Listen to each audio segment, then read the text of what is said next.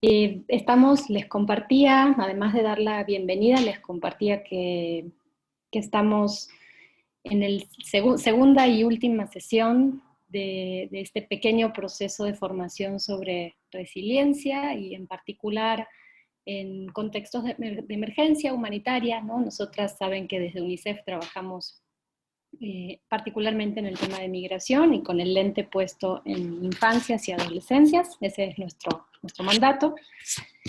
Y el día de hoy vamos a tener una sesión. La vez pasada vimos un poco más los aspectos teóricos, ¿no? Mucho más de corte conceptual sobre la resiliencia, sus pilares, la definición.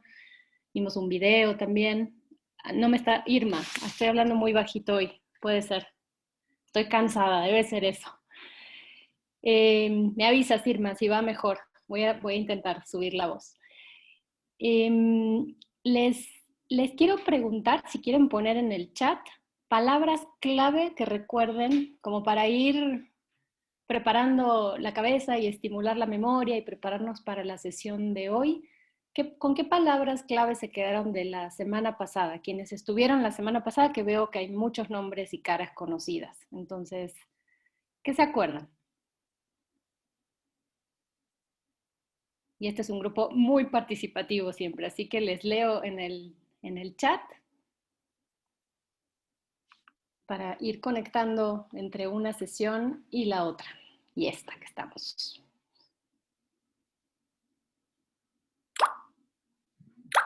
Red de apoyo, gracias. Ok, que es un proceso de construcción, muy bien. Escuchar el papel, ¿no? De las otras y de los otros. ¿Se acuerdan cómo se les llama desde la teoría a esos adultos, adultas que ofrecemos una mirada distinta, una escucha distinta, que podemos detonar procesos de resiliencia? Por ahí comentábamos el nombrecito este que aparece en mucha de la literatura. ¿Recuerdan tutor o monitor de resiliencia? ¿No? Nosotras, y un poco eso mero, Isabel, ¿cómo podemos ser nosotras monitoras de resiliencia, tutoras de resiliencia con las poblaciones con las que trabajamos y de manera particular con niñas, niños y adolescentes? Hola Juana, qué gusto que esté en el Renacimiento. Muy bien, la lógica del proceso, excelente, la Buenas tardes, importancia de maestro. escuchar. Hola, hola, buenas tardes. Ya se puede trabajar con Buen pequeñas día. acciones cada día. Buen día a todas y a todos. Lugares de encuentro, fabuloso. ¿Sí? Esta escucha diferenciada, no es una escucha común y corriente, es una escucha que tiene un plus, ¿no? De mucha atención, de mucha mirada hacia el otro o hacia la otra. Es una escucha mucho más genuina que el solo oír, ¿no? Que el solo oír información. Y además desde la posibilidad de devolverle a quien tengo enfrente una perspectiva diferente de sí misma incluso, ¿no? Validamos emociones, validamos posturas en la vida, conectamos con recursos, con resistencias. Perfecto, muy bien. ¿Y se acuerdan la definición de resiliencia? No es, perdón, sé que suena examen, pero no es examen, se los prometo, es para que empecemos a prepararnos para lo de hoy. ¿Qué pasaba en la definición de resiliencia? ¿Qué era la parte que yo dije que era muy importante que siempre mencionáramos cuando trabajamos el tema? Es la posibilidad de hacer frente a eventos adversos, pero además de qué? ¿Cuál era la segunda partecita? Claro, salir fortalecidos, aprender, transformarnos, ¿no? No volvemos al mismo estado. Por ahí creo que, no me acuerdo si Isabel o alguien mencionaba esta definición de la resiliencia desde la física, ¿no? Que es la posibilidad de los materiales de volver a su estado inicial. Y cuando trasladamos el concepto de resiliencia al mundo humano, no solamente es que volvemos al estado inicial, sino que salimos transformadas, fortalecidas, con nuevos aprendizajes, con nuevos saberes, con nuevo conocimiento sobre nosotras mismas, sobre el entorno, en fin, no es como volver a lo mismo, ¿no? Eso, nos transformamos, nos reconstruimos en ese proceso de resistencia en escenarios adversos. Excelente, no se olviden de esa partecita también. Y la parte también, Isabel recupera, ¿no? Muy importante, ya hicieron toda la sesión en un par de chats, recuperaron todo. Isabel está diciendo, nos pone el foco sobre no ver a las personas desde esta mirada que les empobrece, que es muy asistencial, ¿no? Desde la incapacidad, desde el déficit. Las personas son mucho más que eso, mucho más que de la situación quizás trágica o desfavorable que están viviendo, y cómo nos podemos conectar con esos sueños. Hablábamos sobre el final de la sesión, con las esperanzas, con eso. De repente borramos desde una mirada muy centrada en la problemática y en la experiencia negativa que quizás las personas han vivido. Excelente, muy bien. Voy a poner la presentación. Muchas gracias por el repaso. ¿Se acuerdan que en este espacio siempre abrimos el micro cuando tenemos ganas o escribimos cuando tenemos ganas? Si se me va alguien, me avisan y le doy la palabra. Y habíamos quedado, les dejé una pequeña tarea que no sé si tuvieron oportunidad, y si no la vamos pensando en este momento, pero la tarea era que pudiéramos reflexionar, quizás tomar notas, empezar a pensarlo en actividades muy concretas para 4 momentos específicos, ¿no? Habíamos hablado ay, no se ve lo de abajo, perdón, es súper clarito, pero dice las actividades que podemos echar a andar o que tendríamos que considerar en nuestra planeación al momento de recibir a un niño, niña, adolescente, por ejemplo, en un albergue, pero también en un centro de reclusión o no sé, en cualquier otro espacio en el que, de los que forman parte aquí del grupo, que ustedes reciban a algún niño, niña, adolescente que va a pasar un tiempo con ustedes en ese espacio, en esa institución. Luego un programa más de corte permanente que podría acompañar el calendario semanal casi de cualquiera de estos espacios. Ponemos un foco también en toda la vinculación con el entorno. A veces son espacios, ¿no?, que tienen muy poco contacto con el afuera. Entonces, ¿de qué manera hacemos que el afuera no desaparezca y que el afuera también forme parte de la experiencia de estos niños, niñas y adolescentes? Y finalmente las salidas, los cierres. ¿Alguien pudo pensar alguna actividad en estos 4 momentos? ¿O en 3, o en 2, o en 1? Dale, Isabel. Isabel y Merari, no sé quién levantó primero, pero venga. Quien quiera. Merari, tú si quieres. Hola, buenos días. ¿Me escuchan?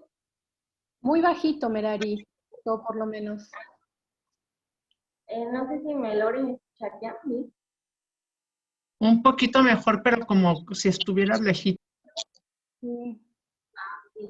Bueno, no, si quiere a usted y ya repito tipo de mi audio porque no se escucha.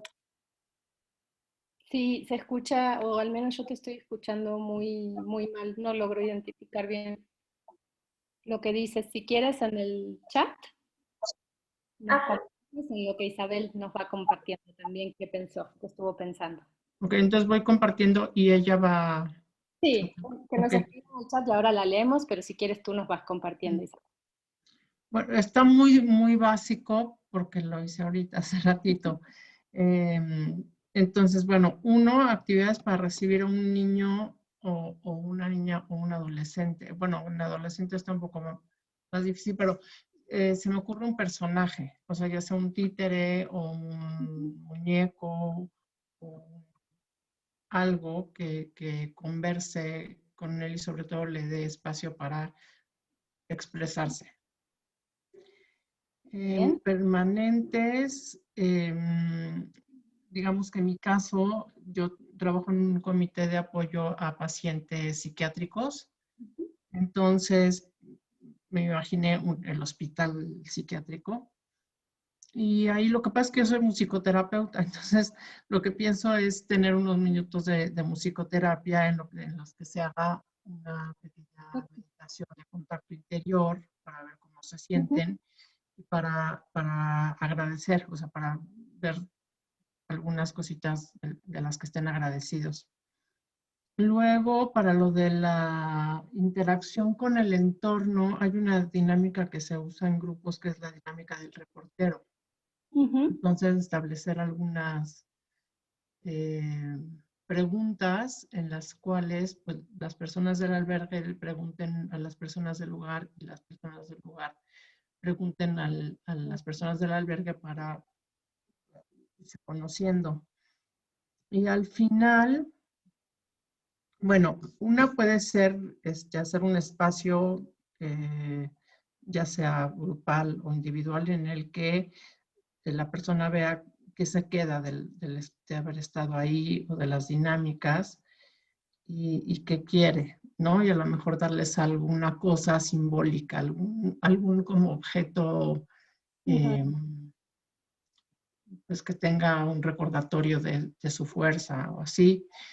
Y otra que, bueno, no es mía, pero de un taller muy bueno donde se hace una especie de ritual en el cual se construye, no me acuerdo bien, pero con una piedra se hace una especie de,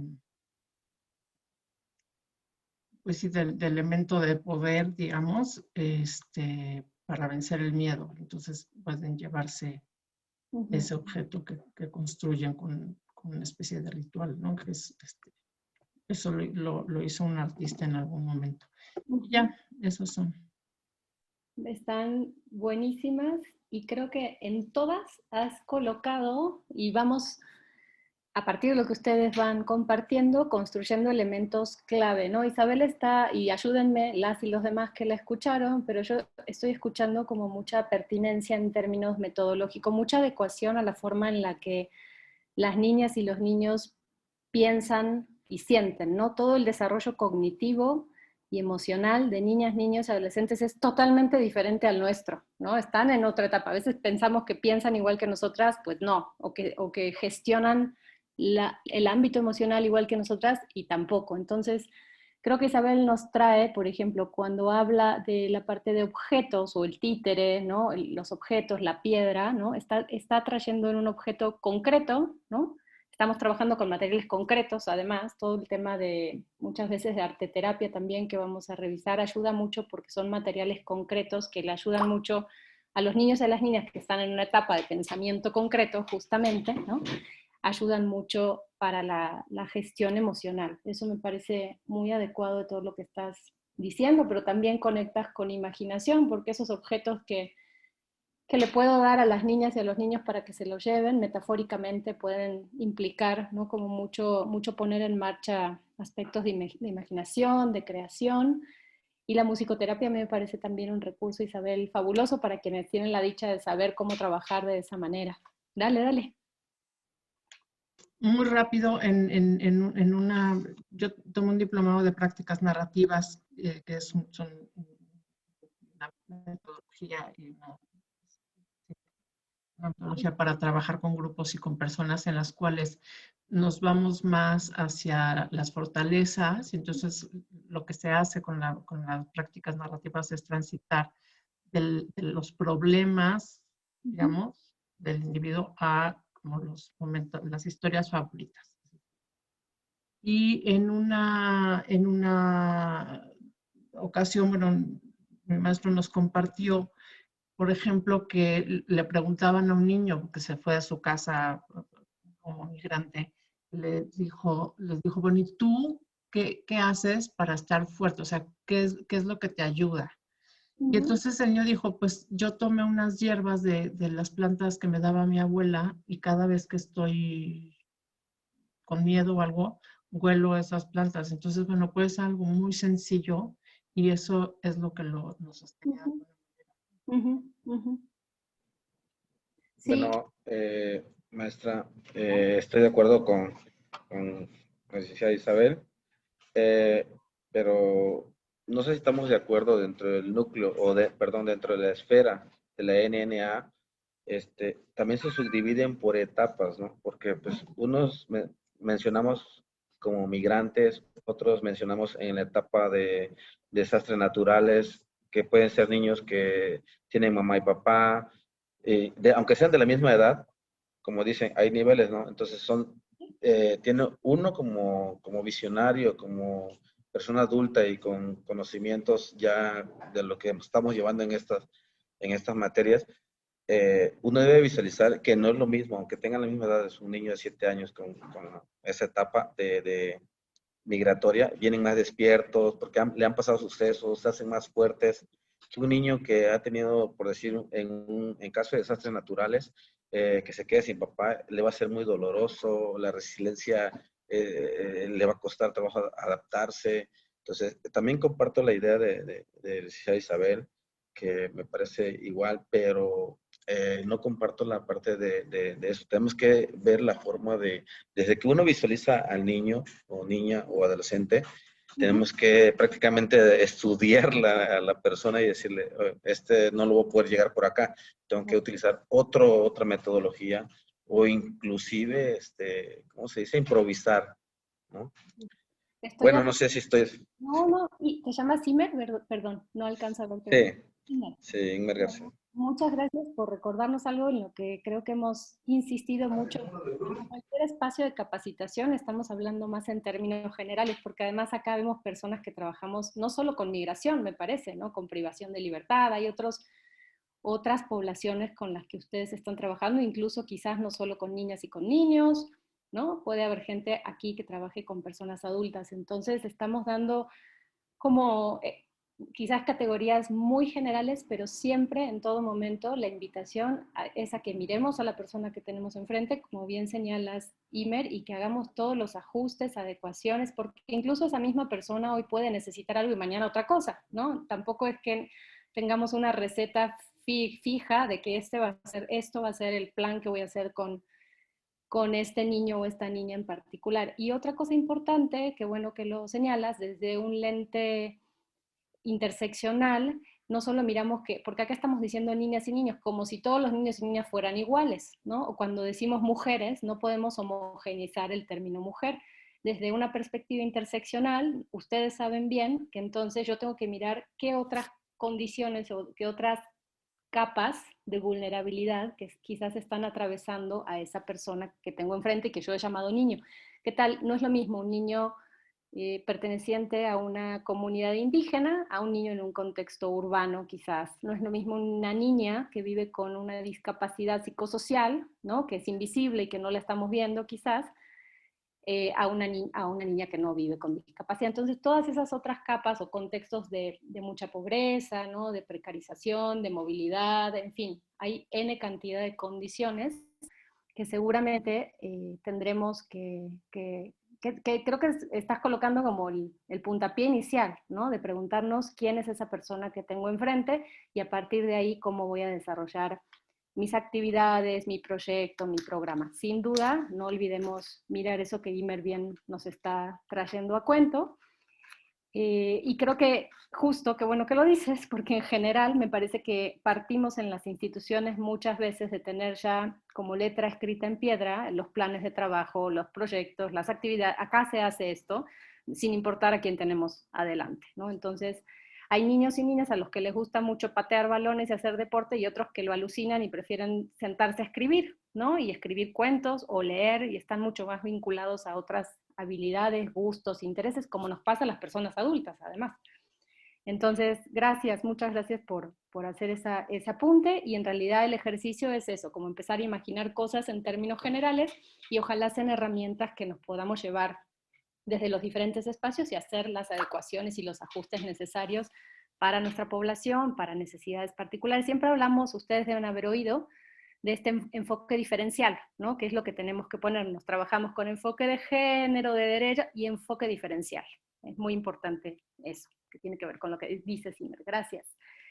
Les pregunto, ahí Isabel comparte una actividad, creo que las de vinculación con el entorno, como estamos acostumbradas a trabajar en instituciones que en general no hacen vinculación con el entorno, son las que nos pueden costar un poco de trabajo. Isabel, planteas algo importante en términos de la relación de, por ejemplo, estos niños y niñas con el personal hablabas de un hospital psiquiátrico, ¿verdad? En el ámbito de salud mental, pero ¿qué pasaría? ¿Cómo nos podemos imaginar una vinculación ahí mucho más allá, ¿no? Puertas afuera del hospital psiquiátrico. ¿Qué pasaría? En México no lo hacemos, es bien difícil, ¿no? Pensemos en todo el movimiento que se detona a través del trabajo de Basaglia hace muchas décadas ya en Italia, en la ciudad de Trieste, donde el psiquiátrico abrió las puertas a la comunidad. Ahí hay experiencias que son joyitas, que conviene que revisar, si quieren después se las mando.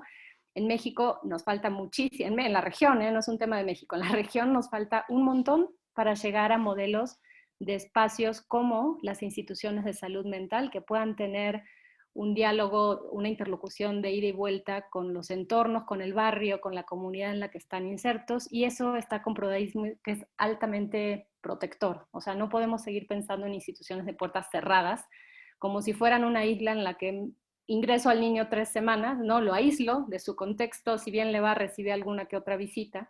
Entonces, ¿de qué manera poder pensar en ese afuera? Es un reto que tenemos en quienes trabajamos o quienes han trabajado en instituciones. Voy a leer a Merari tiene la mano hace rato. ¿Quieres probar tu micro, Merari? Creo que no, ¿verdad? Déjame ver. ¿Me escuchan bien? O a ver, espere, ¿Ya me escuchan? No, te estamos escuchando. Ay, No, ¿no me están no, escuchando? no, Ay, lamentablemente no. Pero por ahí ay, voy a recuperar. A ver. ¿Ya? Creo que ¿No? era mi ventilador, no sé. ¿Puede ser? ¿Aún siguen sin escucharme? No, ahí te escuchamos mucho mejor. Sí. Ok, bueno, voy a comentar las actividades que tenía como para recibir a un niño. Pensé en, bueno, estaba leyendo la lectura y encontré, por ejemplo, de mi espacio físico y de objetos personales, ¿no? En este, como objetivo, tiene como transmitir reglas para propiciar la resolución no violenta de conflictos y brindar información al niño, ¿no? Y pues ahí se le puede explicar más o menos, llevándolo por el área. Por ejemplo, decía, al recibirlo en un albergue, yo no he trabajado como en lugares de asistencia para albergues, pero sí, en algún hospital en área pediátrica, ¿no? Sin embargo, pues son más neonatos, ¿no? Pero tuve que leer y buscar y en sí encontré a ciertas actividades que podríamos darlas, como llevarlos por un centro de asistencia, enseñarles que estas cosas le pertenecen a él y pues irles explicando, ¿no? Todo eso. Para actividades permanentes, yo encontré como un taller de arte que puede servirle al niño, sobre todo cuando estamos ahí también liberamos emociones, ¿no? Y en cuanto a actividades para el entorno, pueden ser como salidas socioculturales, no sé, ir a un museo o algún otro lugar, ¿no? Y como lo mencionaba la compañera Isabel, para salida podría ser un ritual donde haya una despedida como tal para ellos, ¿no? Regalarles algo y explicarles pues que ya obviamente su ciclo pues ya acabó y que pues tienen que enfrentarse, ¿no? A la vida fuera de, no sé. Perfecto, Merari. Sí, muy bien, de acuerdo. Va muy de la mano de lo que han compartido también algunas compañeras, Cecilia, Patricia, estoy leyendo también, de acuerdísimo con lo que estás compartiendo. Y fíjense, por ejemplo, sí hay espacios, hay albergues que sí propician esto que Merari está diciendo y que también están diciendo, por ejemplo, Patricia también en el chat, como de salidas, ¿no? De poder vincular alguna actividad artística, cultural, deportiva, educativa en el afuera, ¿no? ¿Qué pasa si vamos a un museo? ¿Qué pasa si vamos, si nos permitimos como eso, esa relación de las niñas y los niños y sus familiares, en muchos casos, con el mundo que les rodea? Muchas veces, en el caso de migración, a veces las personas están en un albergue y ni siquiera saben dónde están físicamente. O sea, hace falta como marcar coordenadas de dónde estás, en qué ciudad, en qué colonia, en qué, como un poco un mapeo, ¿no? De, incluso de cuáles son los servicios que tienen a la mano alrededor, porque eso a veces se desconoce, ¿no? Como caemos y de vuelta, esta lógica de una isla en el medio de no sé dónde, y necesitamos creo que en muchos casos fortalecer eso, ¿no? Que las personas puedan saber que hay una escuela a 2 cuadras del albergue en la cual podrían registrar a sus niños y niñas, por ejemplo, que tienen derecho a eso, ¿no? A la educación en el contexto de emergencia, de todas maneras. Entonces, ¿de qué manera quienes estamos a cargo de instituciones o participando en instituciones, podemos hacer esa liga, ¿no? O ese vínculo un poquito más estrecho con todo el entorno, porque si no se convierte en algo muy artificial, muy atomizado de repente. Muy bien, muchas gracias a todas y a todos por lo que están compartiendo. Y les voy a contar, déjenme, listo. Voy a mover un poquito el chat, me avisa de alguien si escriben o si encuentran, pero les hago más chiquititas para poder ver bien mi presentación.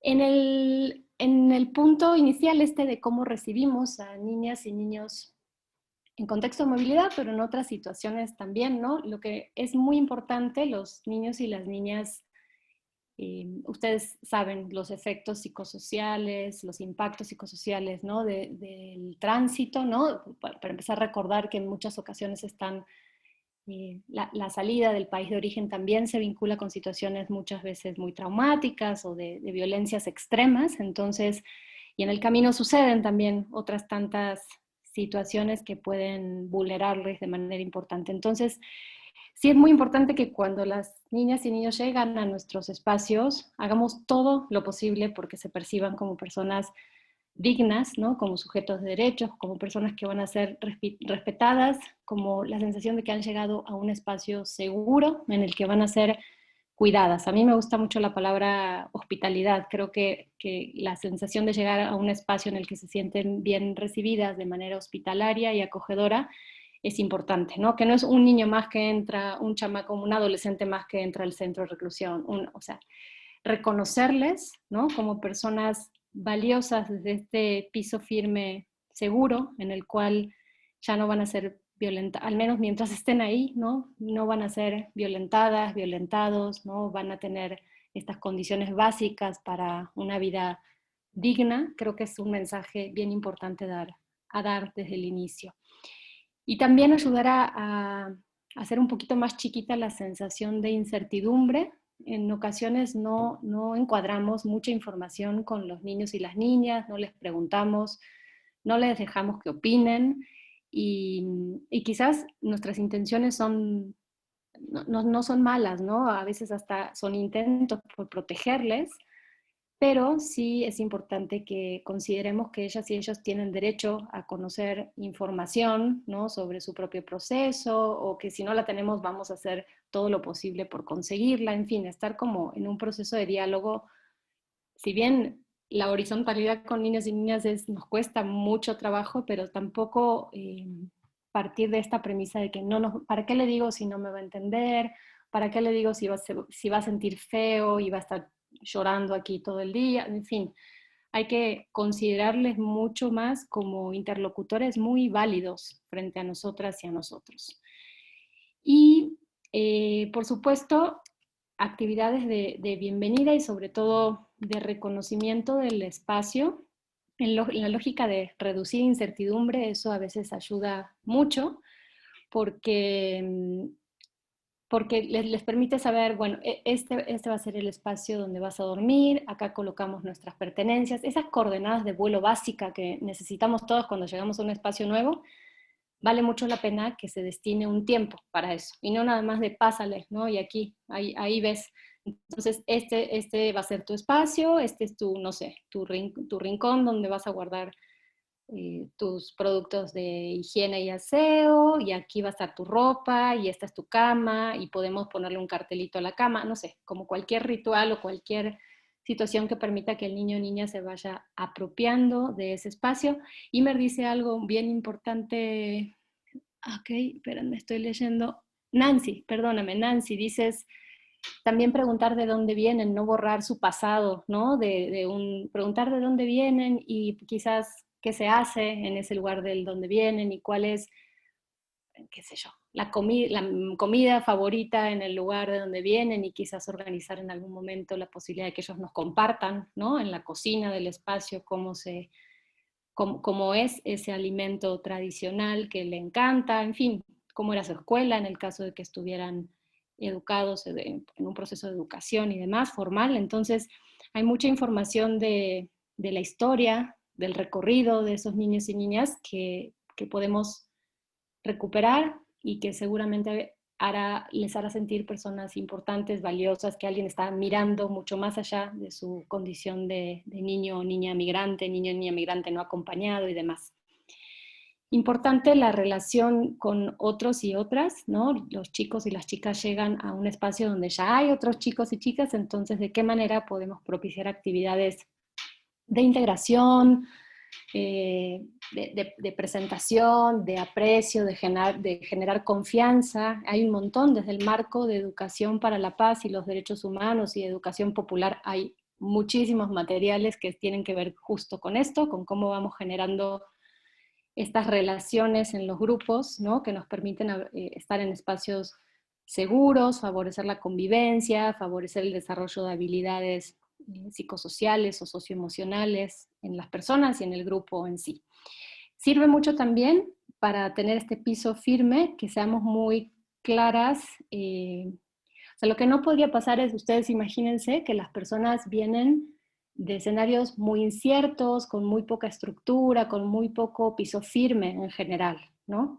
Entonces, si nuestro espacio está igual de caótico, no ayudamos para nada al bienestar de estas personas. Entonces, tener un calendario con actividades, tener una programación, o sea, de vuelta, todo lo que tiene que ver con coordenadas de vuelo, ¿no? Con coordenadas que brinden certezas a las personas, ayuda muchísimo a una sensación de seguridad, ¿no? Calma mucho la ansiedad en muchas ocasiones, ¿no? Permite estar un poco más estable, equilibrada, ¿no? A nivel emocional. Y eso permite también que uno desarrolle otras actividades. Yo no puedo participar en una actividad, no sé, de deporte si estoy totalmente ansiosa, ¿no? Porque no tengo coordenadas claras o porque no tengo este piso firme. Entonces acuérdense que siempre tratamos de que haya estas necesidades básicas satisfechas, y entre ellas la seguridad es una de las necesidades básicas. Hacemos también acuerdos. En general, ahí cada quien le llama, ¿no? A veces le llaman con los niños y niñas reglas del juego, a veces a mí me gusta llamarle acuerdos de convivencia, en fin, pero básicamente lo que intentamos es que a todas y a todos nos quede claro de qué forma convivimos acá, cómo nos gusta ser tratadas, tratados, ¿no? Qué esperamos, qué no queremos que suceda, también cómo no nos gustaría ser tratadas y tratados. Entonces, es importante, y acuerdos básicos también de la convivencia cotidiana. Es importante que digamos a qué hora se habilita, no sé, el comedor para la comida, o a qué hora va a llegar la comida, si es que viene con un proveedor externo, en fin, como todo lo que tiene que ver con esas certezas que tenemos en la vida cotidiana, es importante que se conserven en los espacios. Y Nancy dice generar rutinas, exacto. Lo que tenemos que hacer es trabajar en esta lógica de hacer rutina.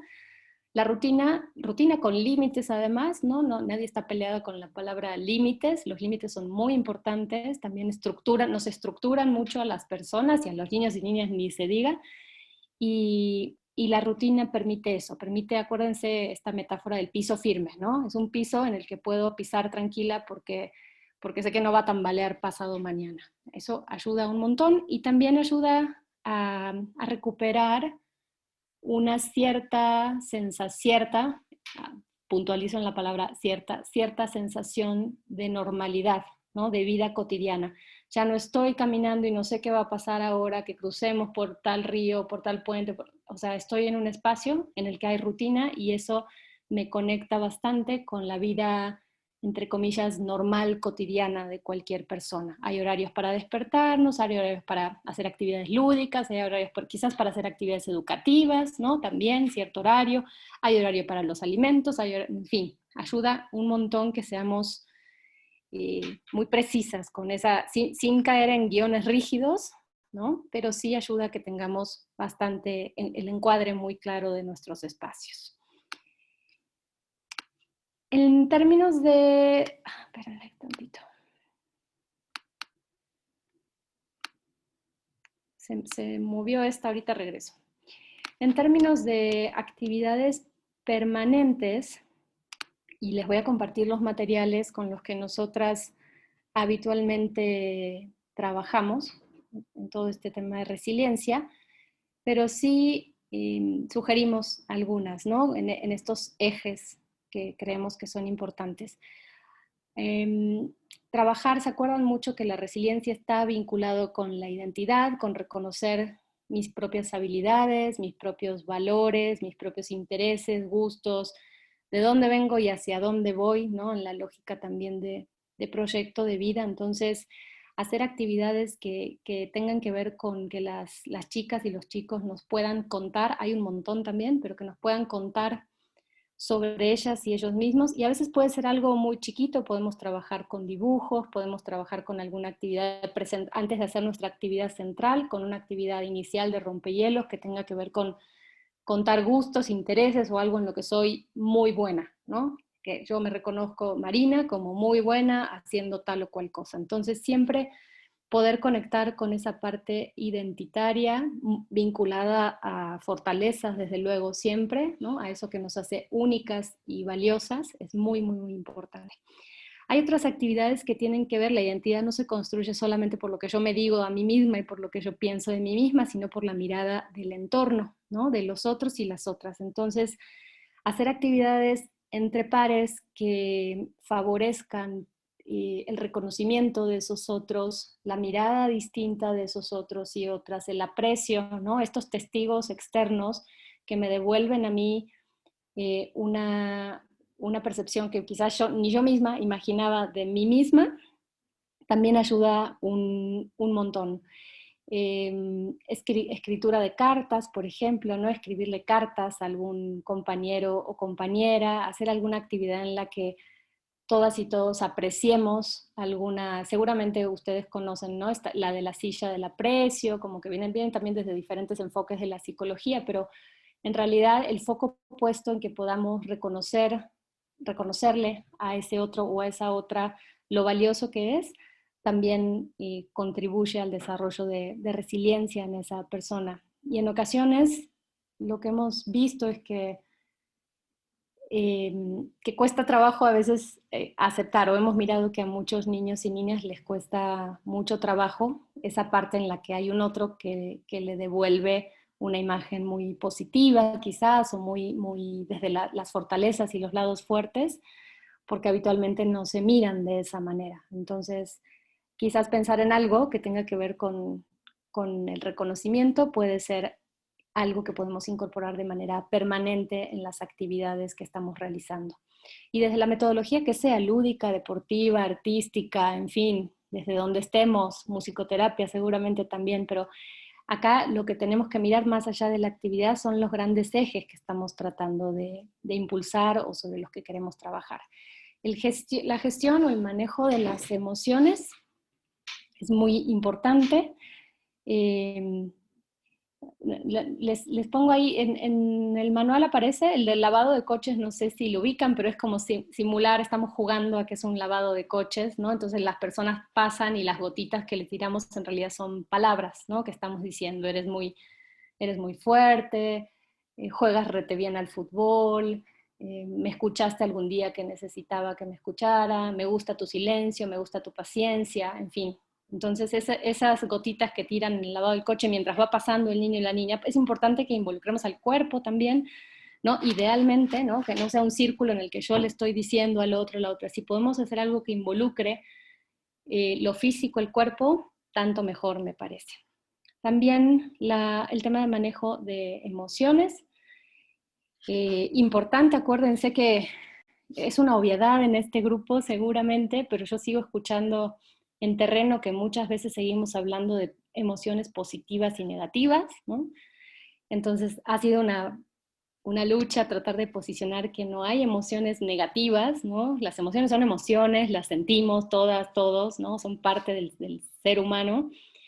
Incluso las emociones que tienen muy mala prensa y que las mandamos a la hoguera luego, son muy funcionales y muy necesarias en muchos momentos. Entonces, ese tendría que ser, o creemos que tendría que ser, el manejo frente a los niños y a las niñas, porque si no, reproducimos lo que ahí afuera se dice. Cuando yo le digo a una niña, te ves bien feíta, enojada, no te enojes que te pones feíta, ¿no? Pues le estoy dando al enojo la peor de las prensas posible, ¿verdad? Estoy cavando 3 metros abajo al enojo, cuando en realidad el enojo es una emoción que nos puede servir para defendernos, para exigir justicia muchas veces, ¿no? La furia, la rabia nos pueden servir para exigir en momentos en los que hay que alzar la voz incluso, ¿no? Frente a situaciones muy injustas de las que pasan en nuestro país. La tristeza también, ¿no? Conectar con la tristeza, o sea, cuando queremos cortar la tristeza de inmediato, primero que estamos como obturando un proceso natural. ¿Quién de aquí no ha estado triste, ¿no? Y en ese momento necesitas, cuando te dicen, no llores, no llores, ya no llores, no, tápate 80 Kleenex para que dejes de llorar, vasos de agua, bla, bla, bla. Y en realidad lo único que necesita una es llorar en ese momento seguramente. Entonces, poder permitir, ¿no? que uno conecte con la tristeza, que nos lleva a reflexionar sobre lo que estamos viviendo y seguramente elaborarlo de una manera distinta, es algo que también necesitamos educarnos mucho más. Entonces, cuidado quizás con eso que de manera muy natural nos sale, de decir que hay emociones negativas o a veces dicen malas, ¿no? Entonces, ¿cómo podemos trabajar para que entendamos pues, que todas las emociones nos atraviesan en diferentes momentos, a todas y a todos, y de qué manera el reto es gestionarlas? O sea, yo estoy enojada, pero no, se vale el enojo, no se vale que le dé un zape a mi compañero de al lado porque estoy enojada, ¿no? Ese es el tema que tenemos que tratar de construir con los niños y las niñas. De qué manera regulamos, de qué manera gestionamos la expresión de las emociones, pero todas son válidas. ¿Hay un micro por ahí? ¿Alguien quiere decir algo? No, era con respecto a lo del zape. No, sin embargo, sí pasa, ¿no? Algún niño está enojado de por X o por Y o tristeza o algo y le pega un pequeño zape a su compañero en la nuca o donde sea, en la espalda. Sí. Y pasa que burra ese limitante de enojo, tristeza, lo que tenga, y le causa risa, porque el otro, no sé, lo mira feo, lo mira, oye, ¿qué te pasa? ¿Por qué me pegas? Y en lugar de estar enojado, borra el semblante y dice, oh, perdón, es que, no sé, o estaba enojado, y ya. Le cambia el estado de ánimo, ¿no? A lo que usted dice. Sí. A veces creo que esa parte es la parte de desahogo, ¿no? O como se puede decir, pegarle a algo, ¿no? Y ya sale su estrés ahí que lo mantiene enojado, no sé, puede ser. Sí, totalmente. No. Seguramente ejercer violencia contra otras personas hay diferentes emociones que puede generar en uno, entre ellas alivio quizás o descarga, ¿no? Al final uno está descargando todo su remolino emocional en un objeto o en una persona. El tema es que cómo hacemos para que la violencia no sea una forma de canalizar o de gestionar o de expresar el enojo, porque no es una forma válida, ¿no? No se vale que yo niña, niño o adulto, para sentirme mejor, entonces exprese de manera muy poco adecuada, de manera violenta, en otros y en otras esa emoción. Creo que ese es el reto. ¿Cómo podemos hacer, entendiendo que el enojo ni la tristeza ni ninguna emoción la podemos tapar, ¿no? Porque ahí están, pero de qué manera enseñamos herramientas para que los niños y las niñas hagan algo distinto con su enojo, ¿no? ¿Qué podemos hacer con ese enojo? Ahí, seguro Isabel, que tiene formación en narrativa, ¿no? Quizás estás pensando en todo el tema de externalización del problema, se usa muchísimo que el enojo, entonces ya no es un enojo que está dentro tuyo devorándote y que forma parte de tu esencia, sino que lo ponemos en el afuera y eso te permite incidir o tener un poco más de agencia sobre ese enojo que transformamos en un objeto, en un personaje, en algo que está afuera nuestro. Entonces, nos da como más margen de maniobra. Digo, hay muchas estrategias, pero sí es importante, y además es una educación que tenemos que hacer, Imer, desde muy pequeños y pequeñas. Yo creo que desde el minuto cero en el que tenemos a un niño o niña en este mundo, es algo sobre lo que podemos incidir desde bien chiquititos, bien chiquititas y chiquititos. Entonces, ¿de qué manera? Por ahí dicen, Teresa dice respirar, caminar, lavarse el rostro, apretar una pelotita. A veces necesitamos hacer algo físico. Entonces, si ese zape lo transformo en apretujar la pelotita de esponja que nos está diciendo Teresa, la parte física, ¿no? La estoy descargando, pero en un objeto en el cual no le hago daño a nadie, ¿no? Incluso poder alejarme tantito, aislarme tantito, tomar un tiempo afuera. Hay varias estrategias que podemos hacer. Déjenme estrujar un pedazo de tela, dice Laura, un muñeco de peluche. Perfecto, muy bien. Sí, y siempre, creo que también desde la parte de nosotras estar acompañando, o sea, me parece que es importante darle el espacio para que el niño o niña pueda expresar, y en este caso estamos hablando del enojo, ¿no? Que es lo que luego genera situaciones de violencia, y hacerles saber que estamos cerca y que vamos a estar ahí, no los dejemos solos, porque luego, bueno, salvo que el niño, y dependiendo, como decía Imer, ¿no? Del niño o niña con el que tenemos enfrente, de su edad, de etapa de desarrollo y otras características, pero a veces como, vete para ahí, no te quiero ni ver, ¿no? Entonces, ¿de qué manera le decimos, bueno, voy a estar acompañándote, ¿no? Quizás ahora no quieres hablar, pero aquí estoy cuando necesites que hablemos, o te puedo ayudar de tal o cual manera, o sea, la retirada no suele ser, la retirada del adulto o adulta no suele ser, me parece, la mejor alternativa, porque incluso le estamos diciendo, el mensaje es hazte bolas tú con tus emociones, cuando en realidad sí podemos ser adultas que estemos acompañando en la forma más adecuada de expresar esas emociones, podemos ser andamiaje con algunas estrategias que por ahí, que al niño o niña, por supuesto, no se le van a ocurrir solo o sola, entonces, y estos sí son trajes a la medida, ¿no? A algunos les servirá apretujar la pelotita y a otros les servirá quedarse sentados en silencio. Hay niños y niñas que ya respiran y meditan, afortunadamente, ¿no? Hay como muchas estrategias que podemos echar a andar y que va a depender de lo que le funciona a cada quien. Yo estoy segura que si acá nos preguntamos qué me tranquiliza o de qué manera expreso mi enojo, vamos a tener, no sé cuántas somos, 80, 60 respuestas diferentes, ¿no? Posiblemente todas necesitamos cosas diferentes. Lo mismo pasa con los niños y las niñas. Tiempo fuera, dice Juana, sí, muy bien. Los tiempos fuera siempre proporcionales a la edad, acuérdense, si tiene 2 años no lo mandamos tiempo fuera 18 horas, entonces sí hay que tener mucho cuidado con esa herramienta. Y creo que la clave del tiempo fuera es algo que yo acabo de decir, Juana, no es como vete para ahí, ¿no? A pensar. En mi época decían, te vas al rincón a pensar, ¿no? ¿A cuál rincón? Además uno empezaba a voltear y decías, ¿cuál es el rincón donde uno piensa? No, es medio confusa la indicación, pero en realidad lo que quiero decir es que podemos acompañar en la expresión de esos enojos idealmente, ¿no? El niño o la niña no tiene muchas veces, sobre todo cuando son muy chiquititos, las habilidades para hacerlo solo o solas, ¿no? Necesitan de esa figura adulta que sea una figura que pueda estar sosteniendo el enojo, sosteniendo la tristeza, y eso, colegas, si no lo sabemos hacer con nosotras, es bien difícil que lo hagamos con los niños y las niñas, ¿no? ¿Cómo me relaciono yo con mi tristeza? ¿Cómo me relaciono? No lo contesten, esto es tema de cada quien, pero ¿cómo me relaciono con mis enojos? ¿Cómo me relaciono con la tristeza? En fin, con toda la gama de emociones, porque de ahí partimos para poder acompañar y sostener a otros y a otras.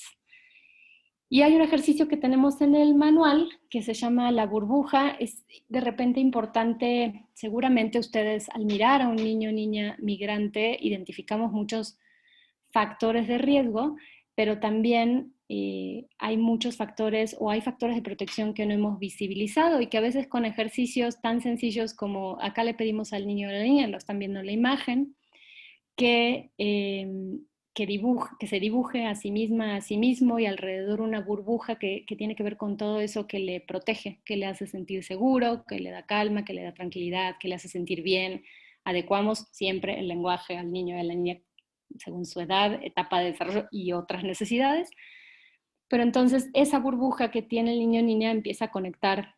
Le podemos pedir después o que nos explique, o si son más grandes, que puedan poner alrededor palabras, ¿no? Quizás ahí coloco a mi mamá o a mi abuelita, que aunque mi abuelita esté en Guate todavía porque la dejamos, pero para mí es un referente de seguridad, ¿no? De repente hablo por teléfono con ella o nos cuida de tal o cual manera. Entonces, ¿de qué manera el niño o niña puede ir integrando todo aquello que contribuye a su desarrollo, que, en términos adultos, ¿no? Que contribuye a su desarrollo, que le protege, ¿no? Y que lo aleja de los factores de riesgo? Y a veces estas burbujas que hacemos, ahí no es una etapa inicial de la burbuja, pero estas burbujas también podemos jugar metafóricamente con que esa burbuja tiene zonas más fuertes y zonas más débiles de repente, ¿no? Por ahí la capa de la burbuja en algunos casos está más gruesa, ¿no?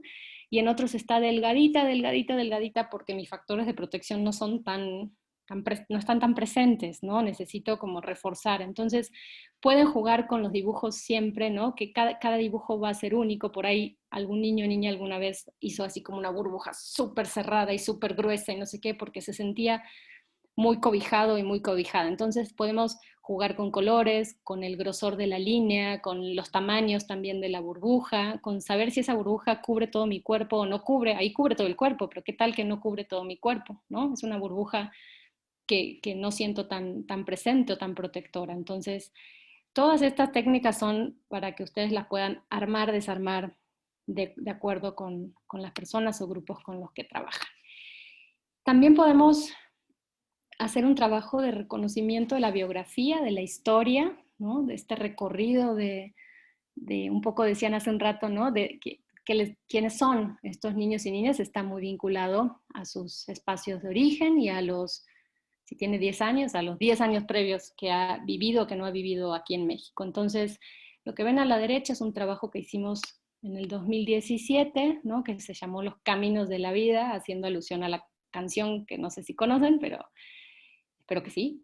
Y los chicos y las chicas iban armando como su recorrido de vida y en ese momento decidimos utilizar esto que espero que se llamen emojis, o estas caritas amarillas que sirven mucho para comunicar emociones, para comunicar ideas. Muchas veces ya hay una variedad increíble, el menú de emojis es gigantesco, entonces los niños y niñas iban graficando su recorrido de vida. Quizás en la imagen no se ve tan claro, pero pueden ver en la línea negra de abajo, por ejemplo, cómo la niña identifica un momento en el que las cosas no andaban tan bien y la línea se va para abajo. Espero que la vean y decide poner una cara que refleja la emoción que sentía en ese momento, que era mucha tristeza y desesperanza.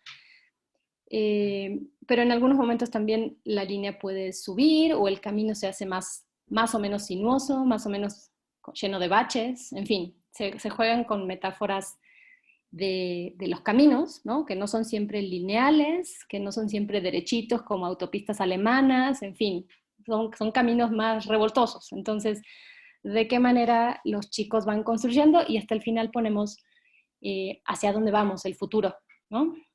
Eso es importante. Algunos chicos y chicas van integrando. Esto es algo que hay que hacerlo con tiempo, no lo hagan en 15 minutos, por favor. O sea, es una sesión entera de un rato largo, de tener un montón de materiales para que ellos hagan y deshagan. Y también se puede invitar, algunos integran a otras personas, ¿no? Pueden dibujar a personas que han sido importantes en ese recorrido, personas, momentos, experiencias, en fin, es muy plástico y ustedes pueden adecuarlo muy bien seguramente.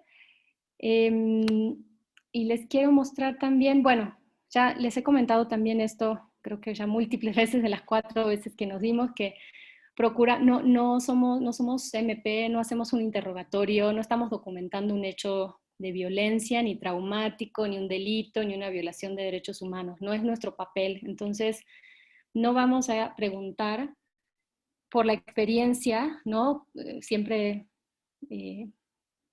sí cito a lenguaje jurídico, ¿no? Preguntamos por circunstancias de modo, tiempo y lugar, así precisas, exactas, porque no es eso lo que estamos buscando, no es esa la intención o el objetivo del trabajo que estamos haciendo, y porque además podemos generar mucho daño, ¿no? Acuérdense del principio de acción sin daño, justo si yo empiezo a indagar con mi actividad, ¿no? Pero, ay, qué bonita mi actividad, voy a trabajar una actividad de violencia de género, escriban todas en sus cuadernitos la peor experiencia de violencia de género. Eso, tache, gigantesco, ¿no? No nos interesa conectarles de manera directa con el relato, con la narrativa de la experiencia traumática o potencialmente traumática. Mucho cuidado con las instrucciones que damos y en el diseño que hacemos. Esta actividad puede ser o muy bonita o muy desastrosa, ¿no? Entonces el papel nuestro no es tanto la actividad, las actividades, las dinámicas son la excusa, pero quienes tenemos ahí la batuta de la intención reparadora que va a tener la acción que vamos a hacer somos nosotras y nosotros, y eso nos devuelve muchísima responsabilidad. Fíjense en la misma lógica, esto es un trabajo que hemos hecho más con personas adultas o adolescentes. A los adolescentes también les encanta lo previo, ¿eh? De hecho esos son adolescentes, pero sí, dale. Perdón, no sé si había... Hola. Buenas tardes. Hola, sí, buenas tardes. Disculpa que no, bueno, más bien mi cámara no funciona, está rota, pero bueno, tengo una pregunta. Sí. Cuando una persona adopta a un niño adolescente, ¿qué tanto tiempo es además de que, bueno, todo esto que ustedes ya comentaron del tema de la llegada, la bienvenida, sus espacios, qué tanto tiempo es propicio o recomendable que uno como madre o sí, como persona que acaba de adoptar empiece a hablar a un adolescente de todas estas partes del reconocimiento de sus emociones, como para conocerse un poco más? ¿En qué tiempo? No sé si te estoy entendiendo bien, Ana. ¿En qué tiempo es conveniente empezar a hablar sobre esto? Sí, es decir, a su llegada, no lo voy a una semana, 15 días, un mes, o sea, o es algo que se va a ir dando de forma natural y yo no me tengo que apresurar al proceso. No sé, en esa parte sí como que lo Sí. estoy pensando.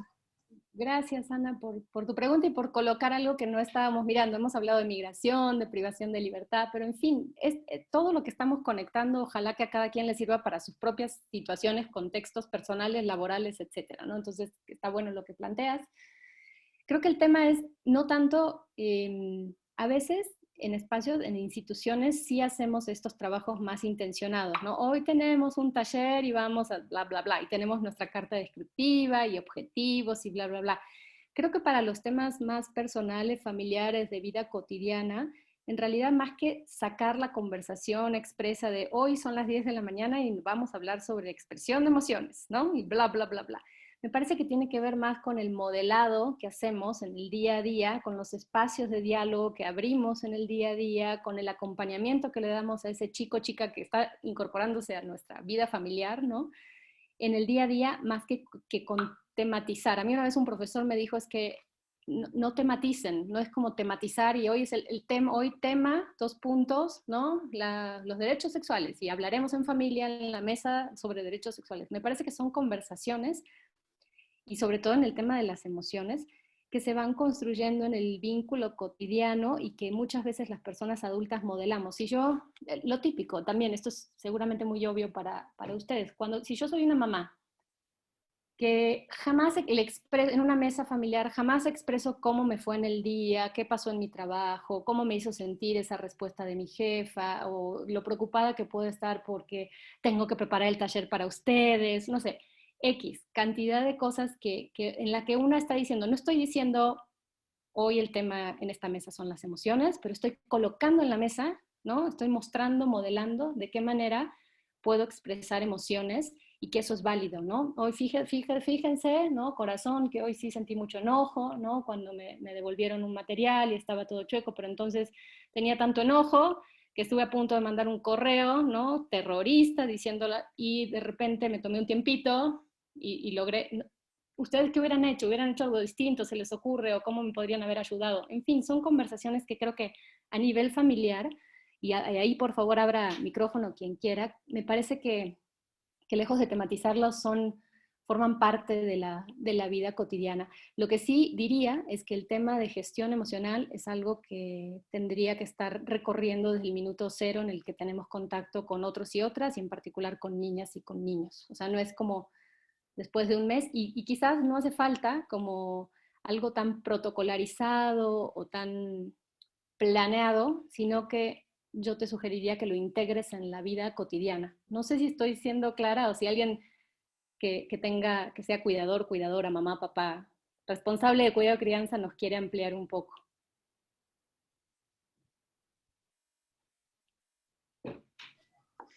Sí, ha sido muy clara. Muchas gracias. Vale, cualquier cosita a la orden, también acuérdense que tienen mis datos y podemos seguir platicando también y pensando juntas en realidad. Esto es una línea del tiempo también, pero fíjense que tiene ejes, ¿no? Para quienes son más matemáticos ahí, adecúen ustedes. Quizás la otra es más creativa, pero este tiene ejes. El eje de abajo marca tiempo y el eje del costado marca sensación de bienestar, si quieren, de felicidad o de momentos en los que no me la pasé tan bien. Estos símbolos de caritas son también arbitrarios, podríamos dibujar otra cosa. El otro día yo hice este ejercicio y las mujeres no quisieron caritas y lo que querían era dibujar paisajes que arriba, paisajes que para ellas les representaban bienestar y abajo otros paisajes que no, ¿no? Entonces, de vuelta, cada grupo incluso puede transformar estas técnicas de manera muy, muy creativa y apropiárselas, que creo que ese es el objetivo, ¿no? Que las personas con las que trabajamos se apropien de lo que hacemos. Entonces dibujo la línea, puse abajo temporalidad que también es escogida por cada quien, ¿no? Este es un ejemplo, se escoge esta temporalidad. Y cada vez que, por ejemplo, tengo un pico donde me acerco al bienestar o a la cara feliz, entonces puedo identificar cómo me sentía o qué pasaba en ese momento, en el 2017, que tuve un pico. Entonces, en el ámbito laboral había un tema de unión y de cohesión y de trabajo en equipo que a mí me hizo sentir de esa manera.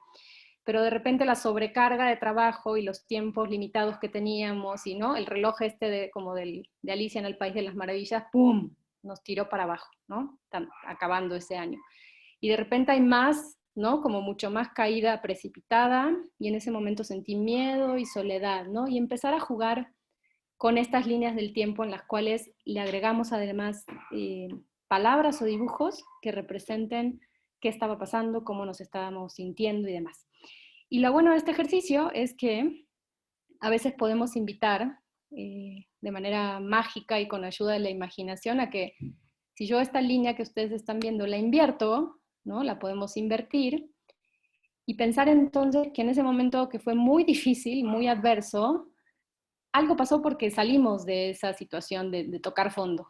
Entonces, ¿qué permitió que transformáramos esa situación? ¿Qué capacidades, qué fortalezas, qué habilidades, qué recursos personales, familiares, colectivos, comunitarios estuvieron presentes en ese momento para que yo de esa caída estrepitosa, ¿no? Pudiera volver a una meseta, pudiera volver a un estado de mayor equilibrio, de mayor bienestar, etcétera, etcétera? Entonces, de vuelta, el tema es, hacemos esto, pero en el formato que ustedes quieran, lo pueden hacer en este mismo, pero conectamos siempre con recursos, ¿no? Con las cosas que las personas hacemos para enfrentar las situaciones adversas. Todos hacemos algo. Eso también es una premisa que tenemos y a veces el no hacer, se los he dicho, el quedarme en silencio, el no hacer, el permanecer inmóvil, también es hacer algo. Frente a eventos de extremísima violencia a veces, pensemos en violencia sexual, a veces el no hacer también tiene que ver con sobrevivir. Entonces, no connotemos, no pensemos que muchas veces las personas incluso nos dicen, es que siento culpa porque no hice nada,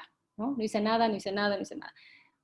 Hiciste lo que pudiste, número uno, ¿no? Premisa número uno, en esa situación tan compleja, hacemos todas lo que podemos en ese momento, pero además ese no hacer nada a veces puede poner a salvo la vida, ¿no? En situaciones de violencia muy extrema.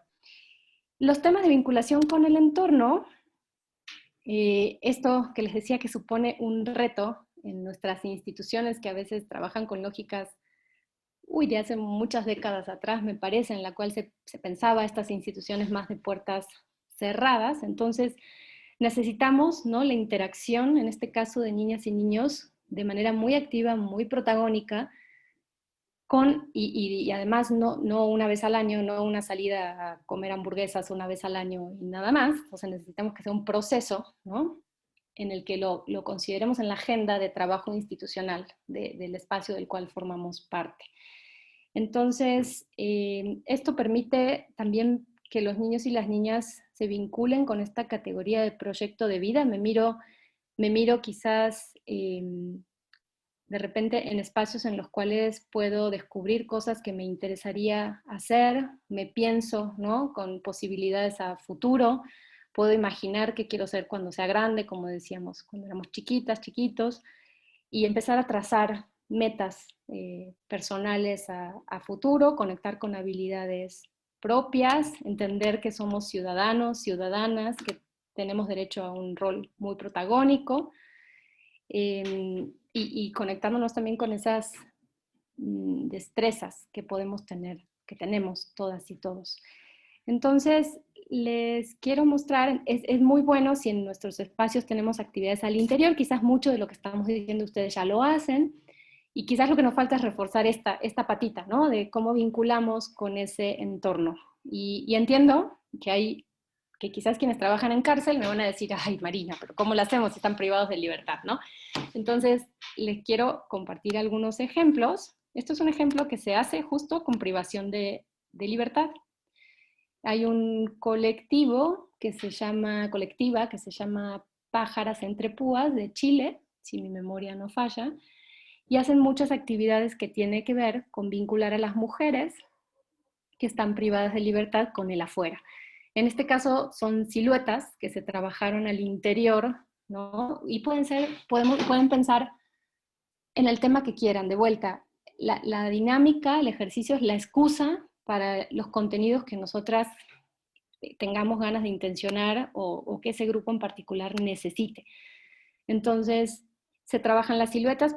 Pongo un ejemplo, por ejemplo, vinculado al tema de maternidad en reclusión, o vinculado al tema de derechos sexuales y derechos reproductivos, o adolescentes privados de libertad, vinculado a proyecto de vida, por ejemplo, ¿no? En fin, lo que ustedes necesiten trabajar con ese grupo en particular. Y lo que pasa es que habitualmente esas siluetas el facilitador se las guarda y son muy bonitas y hacemos un informe y tan. Estas colegas lo que hicieron es sacarlas a un parque público cercano al centro de reclusión y las pusieron para que las personas hicieron como una pequeña intervención en esa comunidad, y las personas podían, como esta mujer, dejar mensajes que regresaran al interior de la institución. Entonces está claro que las mujeres no podían salir porque están privadas de la libertad. Sin embargo, esto es un mecanismo muy sencillo, ¿no?, en el cual vinculamos afuera con adentro. O sea, no hay como este quiebre tan absoluto de dos espacios que parece que nada tienen que ver. Entonces se llenó de papelitos, esto es una imagen incipiente, pero hubo muchos mensajes que las mujeres recibieron de ese afuera, de ese barrio en el cual el centro de reclusión está inserto, y con eso seguimos trabajando, ¿no? Las talleristas siguieron trabajando al interior del centro de reclusión. A veces en albergues, y esto está en nuestros manuales, trabajamos con estas estrategias de, por ejemplo, empezar a escribir un cuento y que lo termine otro albergue. Esto implica que los adultos nos pongamos de acuerdo, que los responsables de albergue estemos en diálogo, conectadas, coordinadas, etcétera, etcétera. Sin embargo, se puede hacer, ¿no? Empezamos un cuento que empieza a dar un recorrido por algunos albergues aliados con los que estamos trabajando o con los que tenemos contacto, y regresa el cuento con un final que nosotras niñas y niños del albergue 1 no habíamos pensado siquiera, por ejemplo. Lo mismo bajo una lógica, a veces se hace como mochilas viajeras, se puede llamar, o bolsitas viajeras, lo que quieran, quizás con pensamientos, con objetos que son importantes para ese grupo de niñas y niños, en fin, con algo que simbólicamente represente quiénes somos y que puede irse de paseo, ¿no? Puede irse a pasear por diferentes espacios para que las personas también nos conozcan, exposiciones de trabajos que hacemos, ¿no? A veces en los espacios hacemos muchísimas actividades que dan dibujos, esculturas, no sé, mucho. ¿Sí? Hola, Quiere hola. hablarle ahí la licenciada Isabel. Gracias, Isabel, dale, perdóname, no te vi, las tengo chiquititas, pero dale. Gracias, Mer. Disculpa. Nada más, ahorita pensando en la conexión, se me ocurría que podría ser interesante hacer este tipo de trabajo en un albergue con los que se van y los que llegan, o sea, que los que a lo mejor se van del albergue pudieran escribir o hacer algo, dibujos, para recibir a los que llegan y dejarles así como su experiencia y lo que a ellos les ha ayudado. Eso es una idea excelente. Yo no la hago en contexto de albergues porque no trabajo ahí en mi vida cotidiana, pero cuando doy clases de semestre a semestre, hago que quienes acaban el semestre le dejen un mensaje, ¿no?, de la experiencia que sigue para quienes van a empezar un nuevo curso conmigo. Es buenísimo eso, ¿no? Podemos dejar mensajitos, ¿no?, de la experiencia, de con lo que te vas a encontrar acá, recomendaciones, en fin, algo que sea como el pase de estafeta entre los que se van y los que llegan. Me parece una muy buena idea, Isabel. Estoy viendo, déjenme que estoy perdiendo los mensajitos que están diciendo. Patricia nos comenta de cartas que se escribieron con chicos de escuelas públicas. Eso está muy bueno también, ¿no? De qué manera vinculamos no solo con el mundo adulto, sino con otros niños y niñas que están en ese barrio, ¿no? Y que seguramente sería muy, muy importante el intercambio entre esas infancias que están quizás, infancias migrantes que están en nuestro albergue, con esos niños y niñas, gustos, intereses, nos dice Patricia. Letras de canciones, la música conecta un montón y además piensen también música, recuperando lo que decían hace un ratito, ¿no? De cada uno de los países de los que vienen o de las regiones de los que vienen estos chicos y chicas. Personas de la comunidad a dar una pequeña charla de sus actividades. Eso está excelente, Nancy. Nosotras, a través de una organización con la que trabajamos, hacemos esto, ¿no? Hacemos este trabajo de que personas de la comunidad que tienen quizás alguna carrera, algún oficio, alguna actividad a la que se dedican, la puedan compartir. Incluso hemos tenido como resultado, para que vean hasta dónde puede escalar una acción tan sencilla como esa, se ofrecieron becas, ¿no? En una estética para que los chicos, para que las chicas en ese caso estaban más interesadas, pudieran formarse, ¿no? Entonces ya hasta incluso abrimos una opción de salida laboral también, ¿no? Pero quizás no solamente tiene que ser, no lo pensemos únicamente con oficios, o sea, no se trata de reproducir, ¿no?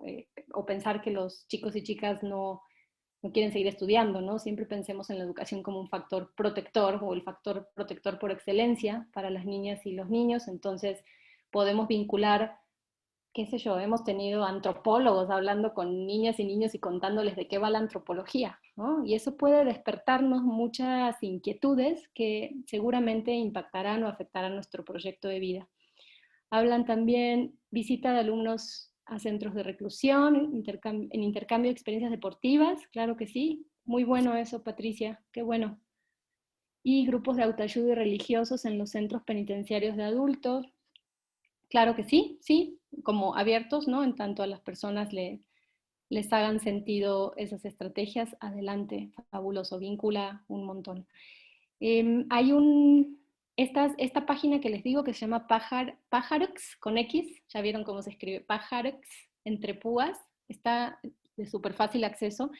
Hicieron una serie de grabaciones como podcast, cortitos, en los cuales las mujeres en reclusión narran su experiencia y está muy bonito porque en realidad lo que hacen un llamado todos los lunes a las 5 de la tarde vamos a estar subiendo un podcast, abre tus ventanas y escúchanos y bla, bla, bla, ¿no? Como un tema de posicionamiento a la voz de las mujeres que realmente me parece que funcionó muy, muy bien en Chile, ¿no? En términos de visibilización, de ser escuchadas y ser escuchadas por ese afuera que habitualmente no voltea a ver a esos espacios, ¿no? Jugamos a que no existen, ¿no? O a que de verdad es como de las poblaciones quienes trabajan ahí, seguramente, no sé si coincidirán, pero de las poblaciones muy marginadas y muy olvidadas y muy invisibilizadas muchas veces. Visitas de artistas, deportistas u otros personajes, excelente, muy bien.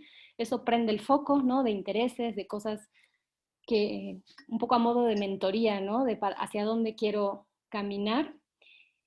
Perfecto, están diciendo cosas súper valiosas que contactan. Y hay talleres de radio. Una de las radios más famosas del Cono Sur sale del psiquiátrico del Borda, se llama La Colifata, también tienen un montón de información, y La Colifata es una radio hiper reconocida en la región, que recupera, está hecha por personas con discapacidad psicosocial, directamente, ¿no?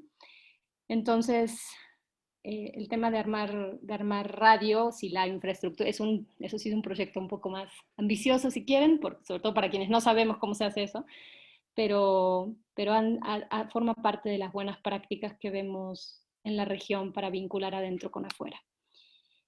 Y en términos de la salida, de cómo nos vamos, ¿no? Cómo podemos generar procesos de despedida que a veces, no sé, quizás ustedes quieren compartir, pero yo sí he visto escenas con alto contenido emocional, porque los chicos y las chicas al final, después de permanecer un tiempo en estos espacios, por supuesto establecen relaciones amistosas, afectivas, de pertenencia, ¿no? Este tema de tener espacios seguros también, donde hay reglas del juego claras, también es algo que en muchas ocasiones, aunque el deseo sea salir y continuar y, en fin, como dirigirse hacia el objetivo que tenían quizás inicialmente, pues por supuesto que también son sentimientos encontrados, ¿no? Y aparece la ambivalencia. Entonces, ¿de qué manera hacemos, de qué manera podemos propiciar, por ejemplo, estos rituales de salida? Mira, durante tus 4 meses acá hiciste todo esto y se te olvidó. Yo trabajé en un centro de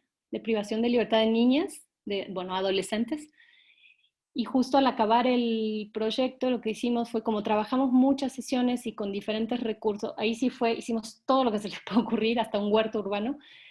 En el día último nos dedicamos muchas horas en montar un salón con todos los productos que habíamos hecho. Perdón, la palabra productos quizás no es la más adecuada, pero ustedes me entienden, con todos los materiales, los trabajos, los insumos que habían generado, incluso objetos que habían formado parte de una sesión que había sido muy significativa, también lo trajimos, ¿no? Trabajamos con un gran espejo, ¿no? Un espejo muy, muy grande, con el marco nada más, sin el espejo, entonces un ejercicio justo en la lógica de aprecio, de reconocimiento, y ese espejo lo llevamos ese día, ¿no? Como que hicimos toda una instalación que nos tomó mucho tiempo, sí, sin duda, pero que cuando las niñas, las jóvenes entraron a ese espacio, pues por supuesto que el impacto fue muy, muy importante. No era nuestra sesión de despedida, nos retirábamos del espacio, y era como un corte de caja, una recapitulación de todo lo que habíamos construido juntas. Entonces, eso no lo perdamos de vista, no es nomás darle su mochila, sus papeles y que se retiren del espacio, sino tratar de cuidar mucho, así como cuidamos mucho la entrada, cuidamos mucho la salida también.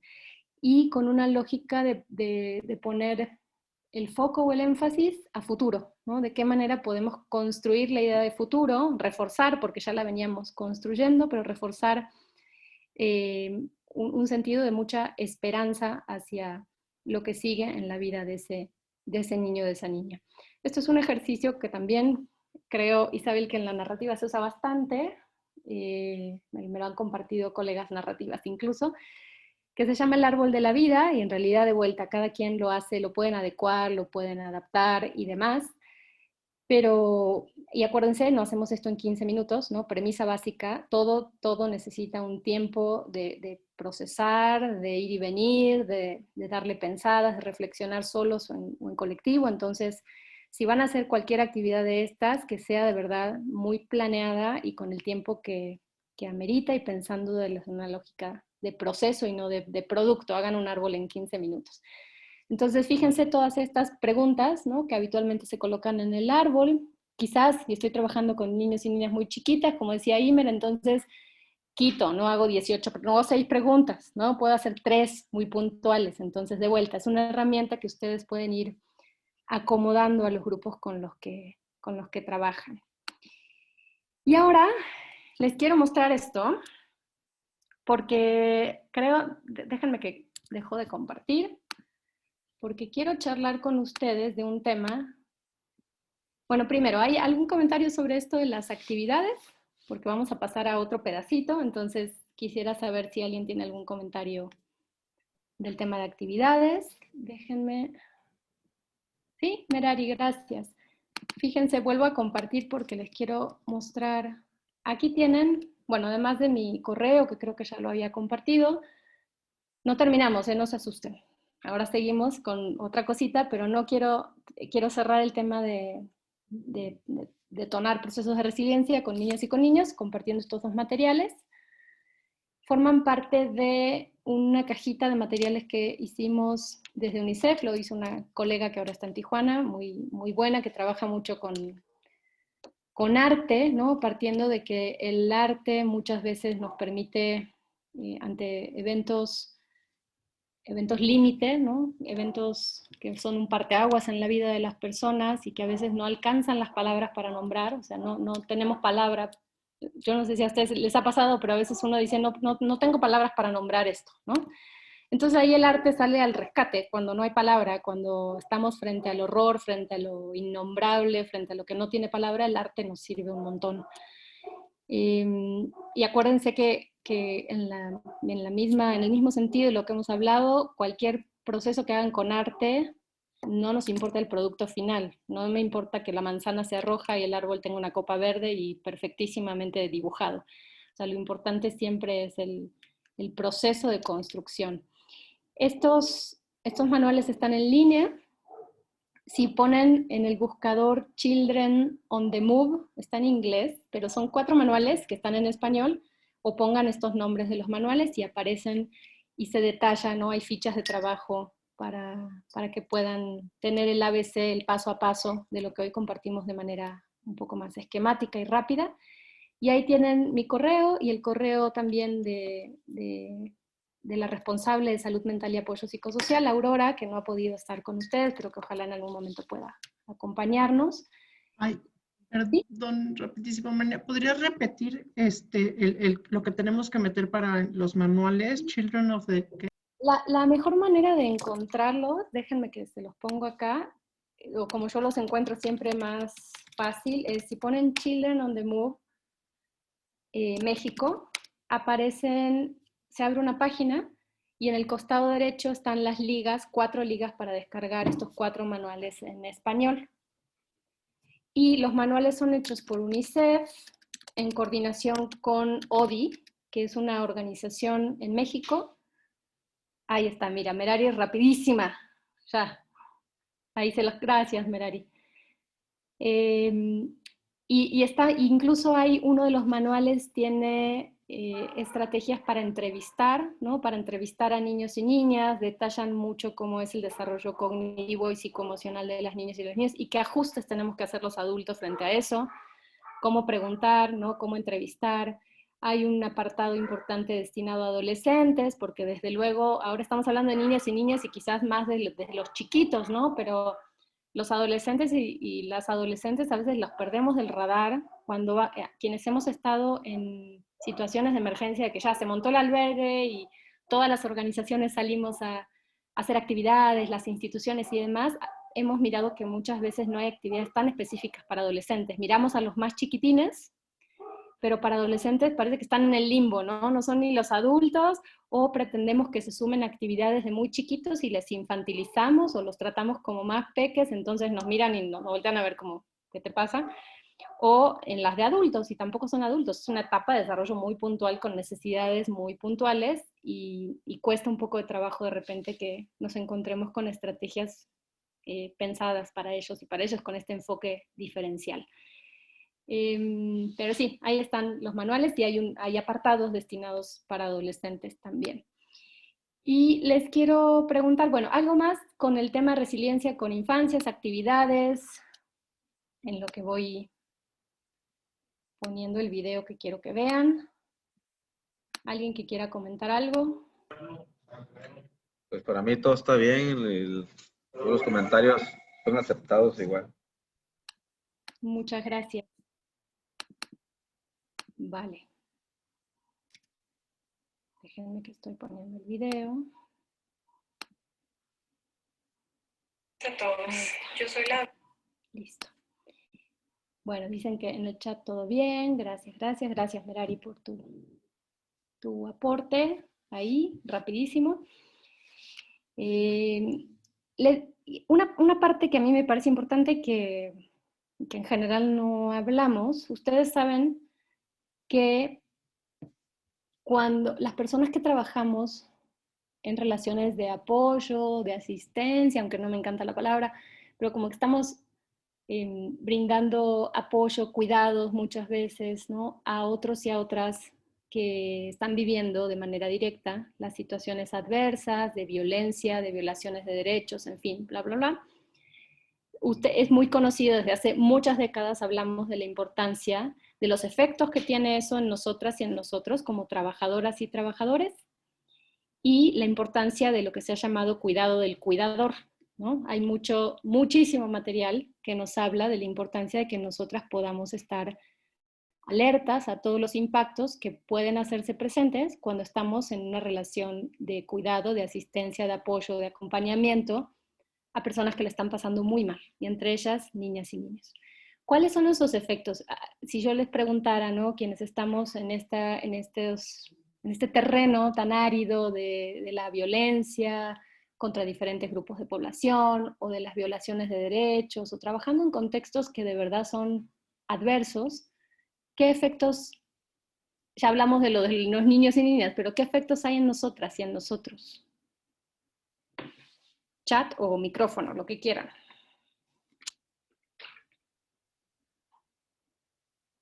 O no hay efectos, nos vamos siempre a dormir bien tranquilas, no nos duele la panza. Ok, Adriana dice aprendizaje, muy bien. ¿Qué más?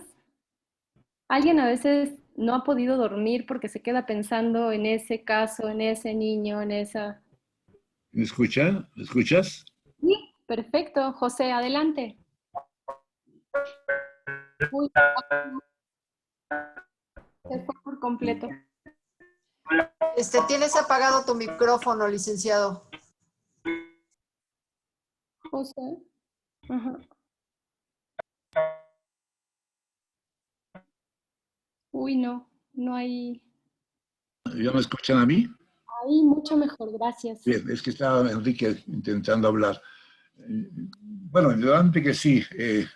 Aquí en la casa, en el CAS, sí, hay muchos asuntos que nos dejan muy estresados, muy preocupados, con una gran reflexión, ¿sí? Tratando de ver de qué manera podemos enfrentar y atender y de qué manera responder esa violencia normatizada que muchos de ellos han ido históricamente asimilando, y para poder superarle, ¿verdad? Cómo ir modificando esa situación para esa conducta de la paz, la que tenemos que generarles. Y sí, es un aspecto de estar aprendiendo y realizando constantemente, porque cada uno es diferente, cada uno es distinto. Buscamos un ambiente de cordialidad, de amistad, de reflexión. Tratamos de hablar, vamos a platicar, vamos a comentar. Lo comentamos con el equipo técnico para que el psicólogo participe, para que el trabajador social, y tratamos de ir comunicando junto con los cuidadores, pero sí genera en muchos de mis compañeros, igual que el mío, un desgaste emocional que hace falta esa revisión, esa comunicación, ese acercamiento, y salir al monte para gritar, ¿verdad? Y buscar, ¿no? Ayer, por ejemplo, uno de mis hijos me dijo, oye, tengo un boleto para el béisbol, voy, porque quiero un poquito de descansar de toda esta situación y de relajarme para tener de mirar con un ambiente diferente, ¿verdad? Porque sí, es una situación muy preocupante, ¿no? Muy latente. Muchas gracias. Y constante. Sí, crónica, ¿no? Sí, Se ha convertido en algo crónico. Muchas gracias, José. Vas de la mano por completo con cosas que están diciendo en el chat. Dices, es una situación de mucho desgaste emocional, claro, nos desgastamos, en efecto. Y en el chat las compañeras y compañeros están nombrando preocupación, altos niveles de preocupación, de mucho estrés, ansiedad. Muchas veces una sensación de frustración porque lo que hacemos parece no ser suficiente, nos gustaría ayudar más, parece que aunque trabajemos 20 horas del día no alcanza y entonces voy a trabajar 21, 22 o 23 y descansar una. Y a mí me preocupa porque a veces caemos en esto, es muy fácil, quienes trabajamos en estos temas, muy fácil, todos me incluyo, en que caigamos en esta posición como de salvadores o salvadoras, ¿no? Como este heroísmo, ¿no? Como este martirismo, heroísmo, si quieren, en el cual a veces lo que pasa es que nos perdemos de vista a nosotras mismas, dejamos de mirar esas necesidades que tenemos de bienestar o qué necesitamos para estar bien, porque estamos muy abocadas a la tarea y desde una idea de compromiso exacerbado con la labor que realizamos, ¿no? Y en muchos casos las instituciones refuerzan eso, ¿no? Cuando pensamos que el que se queda 15 horas trabajando es el mejor trabajador, ¿no? Estamos reforzando un mensaje en el cual no te cuides, ¿no? Quémate por completo, pero lo importante es que estés aquí, ¿no? Al pie del cañón para lo que necesite en todo momento. Entonces, sí, hacer una invitación a que consideremos cosas que José está nombrando, que tienen que ver con el autocuidado, y no solo con el autocuidado, sino con el cuidado colectivo, durante muchos años también nos hicieron pensar que el cuidado era un tema personal exclusivamente. Y eso también nos devuelve una responsabilidad a veces exacerbada porque no es un asunto meramente individual. Las personas que estamos en una organización, en una institución, en un colectivo, tiene que haber lógicas de cuidado mutuo también y de cuidado de las instituciones hacia nosotras y hacia nosotros. Entonces, eso no extendemos el día de hoy esto porque el tema de autocuidado y cuidado colectivo es para otro proceso, seguro, extenso, pero sí quedarnos en el radar esto de que no es solamente un tema de, porque también puede generar mucha culpa. Entonces, si hoy no salí a correr media hora en la mañana, no hice yoga, no fui al béisbol, no fui al cine y no comí 5 manzanas, entonces ya soy malísima porque no me estoy cuidando a mí misma. Entonces, ¿de qué manera pensar el cuidado? Como una responsabilidad más de tema colectivo y organizacional. Y por ahí, de todo lo que ustedes están diciendo, creo que solamente una persona por ahí al inicio dijo que en estas relaciones de apoyo que establecemos cuando estamos en estos roles y trabajando con estos temas tan complejos, tan dolorosos y con poblaciones que están en una condición de extrema vulnerabilidad, miramos y sin duda, ¿no?, aparecen todas estas reacciones que ustedes refieren. Pero por ahí también alguien mencionó la palabra aprendizaje, ¿sí? No sé quién, ya se me fue para arriba, pero alguien dijo aprendizaje. Adriana dice aprendizaje, ¿sí? Entonces, un poco desde la lógica que dice Adriana, adelantándonos, se ha construido de un tiempito para acá, una colega ha construido el concepto de resiliencia vicaria. Ustedes han oído hablar seguramente del trauma vicario, que está centrado en todos esos aspectos negativos, ¿no? Al estar yo en contacto con material traumático, por ejemplo, de un paciente, quienes trabajan en clínica, de un paciente o de un niño o niña migrante que me relata su historia, pueden emerger en mí incluso reacciones muy parecidas a las que está presentando la persona que yo ayudo. El niño o niña siente pavor, miedo, terror, eso a modo de, permítanme la expresión muy, desde el lenguaje muy ciudadano, a modo de contagio, ¿no? Me aparece en mí esas respuestas psicoemocionales o conductuales o cognitivas, ¿no? Mi paciente me contó que su hija fue desaparecida en el trayecto de Chilpancingo a Tixla, no sé qué, y yo justo voy a ir ahí. Entonces, inmediatamente, imagínense, me conecto, ¿no?, con toda esa respuesta psicoemocional, con la experiencia del otro, de la otra que me acaba de compartir, y generan nosotras un montón de efectos que no son muy agradables y que podríamos pensar como adversos. Pero esta colega lo que hace es decir, sí, venga, existe el trauma vicario, ahí está el trauma vicario y tenemos que hacer mucho en la lógica del cuidado, de cómo nos cuidamos nosotras y cómo gestionamos esas respuestas esperables del trabajo con material traumático, pero también existe la resiliencia vicaria, ¿sí? Entonces, les voy a poner, quizás el video no es lo mejor del planeta, pero son 6 minutos, hay conferencias muy largas, las pueden revisar ustedes, de la creadora o de la autora de este concepto, elegido muy poquito para que ustedes puedan, por favor, como rápido, tomar las ideas centrales de este concepto de resiliencia vicaria. José, creo que tienes tu micro abierto. Perdón, lo apago. Gracias. Gracias. Miren, voy a poner el video, díganme, ya están viendo a Pilar, ¿verdad? A la doctora Pilar, ¿sí? Sí, ¿verdad? Díganme que sí. Sí. No. ¿No? Sí la vemos, pero no. Sí se ve. Listo, voy a correr el video. Si no suena el audio inmediatamente, me echan grito porque es que algo anda mal, pero creo que va a marchar bien. Venga. Doctora Pilar Hernández Wolf.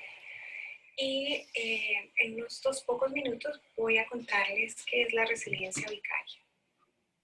La resiliencia vicaria es un término que desarrollamos con los doctores David Engstrom y David Gansey, con base en nuestro trabajo con terapeutas y clientes sobrevivientes de la tortura en un centro para sobrevivientes de la tortura en San Diego. Nuestro ámbito de trabajo fue el que tiene que ver con el tratamiento del estrés traumático y básicamente hemos trabajado con psicólogos, psicólogas, trabajadores sociales, terapeutas familiares, consejeros, que tienen como especialidad el trabajo en el área de trauma.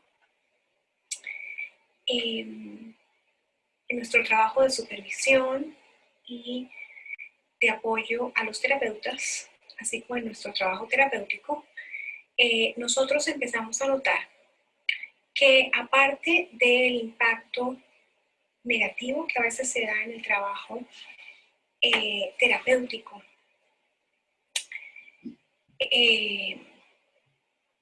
cuando se trabajan los temas de estrés traumático, también existe en ocasiones un impacto que no es del todo negativo y que puede ser muy positivo en el terapeuta. Y este es un impacto que se da a raíz de el ser testigo de la manera en que los clientes sobrellevan la adversidad y salen adelante. Así que nosotros empezamos a indagar este proceso y a describirlo y a caracterizarlo. Y así es como hemos llegado a la conclusión de que la resiliencia vicaria es un proceso caracterizado por el efecto único y positivo que transforma al terapeuta como respuesta a la resiliencia del consultante sobreviviente de trauma. ¿Mm? Específicamente nos estamos refiriendo a la construcción de significado positivo, crecimiento y transformación en la experiencia del terapeuta como resultado de la exposición a la resiliencia del cliente durante el curso del proceso terapéutico en que se trabaja la recuperación del estrés traumático.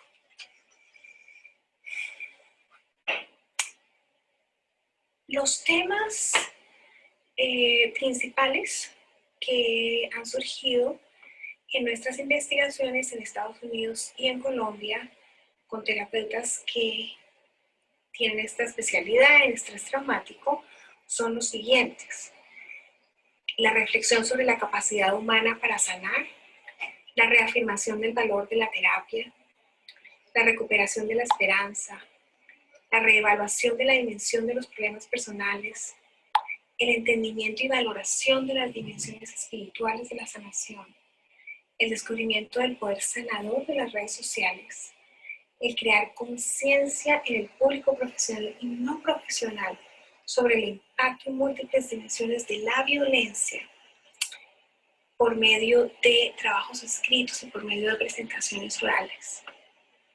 La sincronización entre la sanación, la escucha y la creación de nuevas narrativas. El aprender los aspectos que uno no ve de uno mismo. El aprender a ser un testigo con mayor compasión, más allá del trabajo en el consultorio. El aprender de las luchas en otras partes del mundo y de su conexión con otros países. El aprender a hacer del cambio en general y el aprender acerca del cambio terapéutico en particular. Y el entender cómo el contexto social moldea las posibilidades de recuperación de los clientes.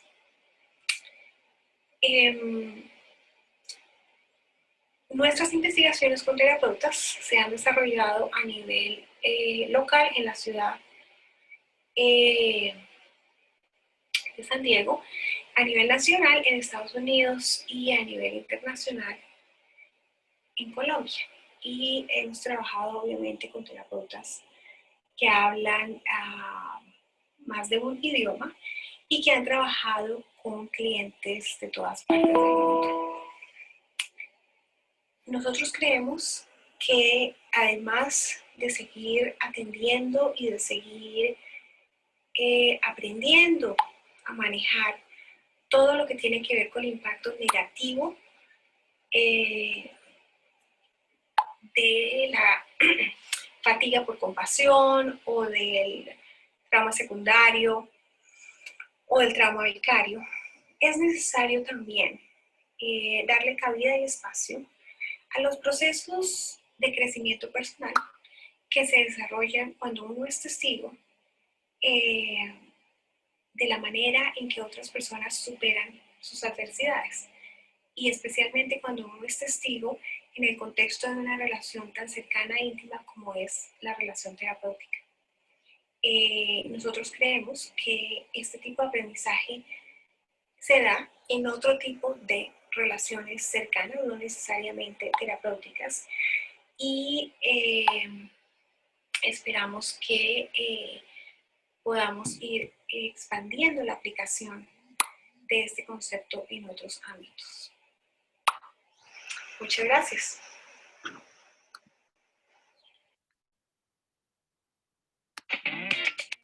Bueno, seguimos en este día tan especial con 3 días seguidos de Sofía. Es un orgullo para mí. Listo. Saco el video y déjenme que vuelva a la presentación. Esperen un segundín, ya estamos por acabar, pero ¿alguien quiere poner, comentar alguno? Estoy leyendo a Nancy, satisfacción por poner un granito de arena, claro. ¿Qué miran? ¿Habían escuchado alguna vez de esta idea de resiliencia vicaria, de las posibilidades de crecimiento que tenemos y de transformación? A partir de... Fíjate que no lo había reflexionado, lo vivía en razón de que muchos me dicen que ¿cómo hace? Pues procuro ver a los aspectos positivos y lo que voy logrando, lo que se va aprendiendo, y vamos teniendo herramientas que uno puede ir aplicando. Pero cada caso es diferente, como bien se dice todo, ¿no? Pero vas desarrollando una serie de herramientas y de acciones que vas buscando en ese archivo para poder ir aplicando y fortaleciendo la acción en el quehacer cotidiano. Creo que ahorita que escucho a la doctora, reflexiono que efectivamente me han, como lo he dicho mucho, he aprendido mucho de los muchachos, he aprendido mucho de ellos, y consecuentemente hoy puedo decir que he sido bien formado, bien orientado. Gracias, muchas gracias. Gracias. Excelente. Muchísimas gracias. Sí, les dejo por ahí el nombre de la autora, que es un concepto relativamente reciente, que bueno, como todo estará ahí, puede haber debates y demás, pero que creo que nos ayuda a pensar mucho de lo que José dice, de qué manera, perdón, estoy escribiendo mal. Espérenme un segundito. Gracias, ahí está. Les dejo, me faltó la L, les dejo el nombre de Pilar. Hay artículos, hay libros, y es producto de investigación desde la terapia familiar y desde el trabajo con sobrevivientes de tortura, pero es un concepto que parte no solo de una creación conceptual, sino que se basa en investigación hecha con colegas que están como nosotras trabajando con temas muy difíciles. Entonces, bueno, la invitación es esa, que también, como le llamemos, pero que también podamos pensar en todo el crecimiento y las transformaciones que nosotras de manera personal podemos desarrollar a partir del trabajo con este contenido tan doloroso, muchas veces con las personas que encarnan esas experiencias tan dolorosas. Por ahí creo que Merari está consultando los libros de los sobre... Acuérdense, el concepto de resiliencia vicaria es para quienes brindamos el apoyo, ¿sí? No para la...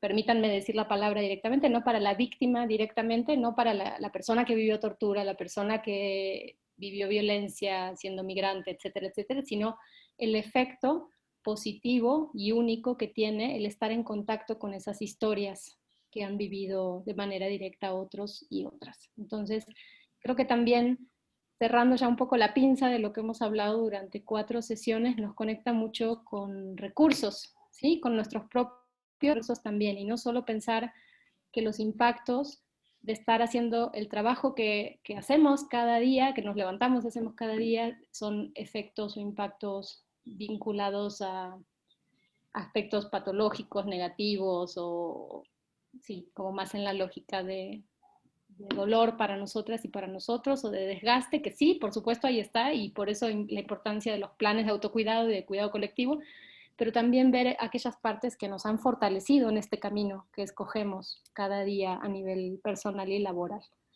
Entonces, con esto yo me despido, vamos cerrando. Ya tienen mi correo, van a descansar un poco de mí, porque ya después de 4 sesiones seguiditas, nos despedimos, ponemos una pausita por parte de UNICEF, y muy agradecida por todo el trabajo tan activo y todas las participaciones, me han hecho pensar un montón en estos 4 encuentros.